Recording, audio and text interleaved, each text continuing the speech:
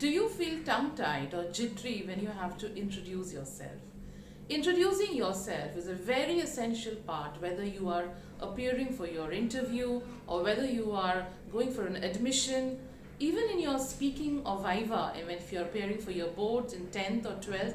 Introducing yourself is, of course, a very, very mandatory part of testing or evaluating your speaking skills. So today I'm here to give you some guidelines about how you can introduce yourself in front of others and how you can really create an impression in front of others while you're appearing for an interview or even your admission. So the first thing that you need to remember is, of course, you have to tell your name. So for example, if I have to introduce myself, I'm going to say as my name is Nilanjana or I am Nilanjana. I have heard students or even many people starting their statements as myself Nilanjana. Avoid using statements like this, which begins with myself, because that is grammatically incorrect.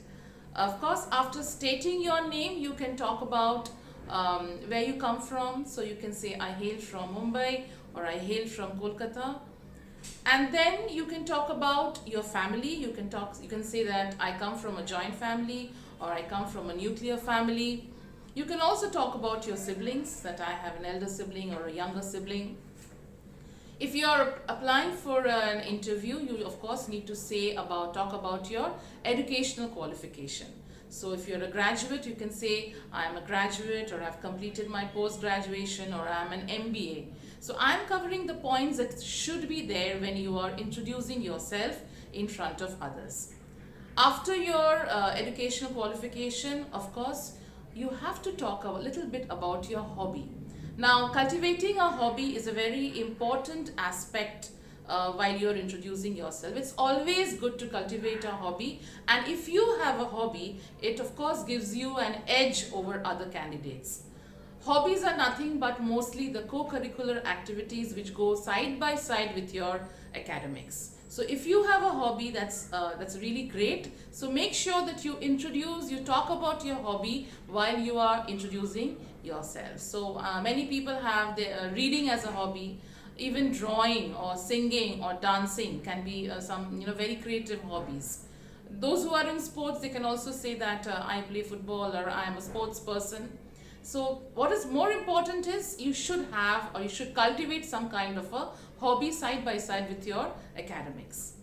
And then finally, of course, you have to talk about your aim in life. If you're introducing yourself as a student, you should always say what is your aim in life, because if you have an aim, of course, that is going to give you some focus. And always remember that a person without an aim is like a ship without a rudder. It just moves here and there but doesn't have a proper focus or vision about life. So these were the things which should be there while you're introducing yourself. And there are many students who are right now they will be appearing for their board examination. They are in the crossroad of their life. So for them, again, introducing themselves is something they should be prepared with, because they will be taking admission in different colleges, different institutions. So everywhere you go, whenever you appear for an admission procedure, the principal or the people in the panel, they may ask you to introduce yourself. So you should be very, very confident while you are introducing yourself, so that you can create an impression in front of others. And always remember that whichever field of study you go for, whether it's science, commerce or humanities, your spoken English is a must. You need to be very fluent and very confident while you're speaking English. So therefore, if you are not thorough with the introduction about yourself, I would suggest all of you that prepare an introduction of yourself which should be covering all these points which I have stated today.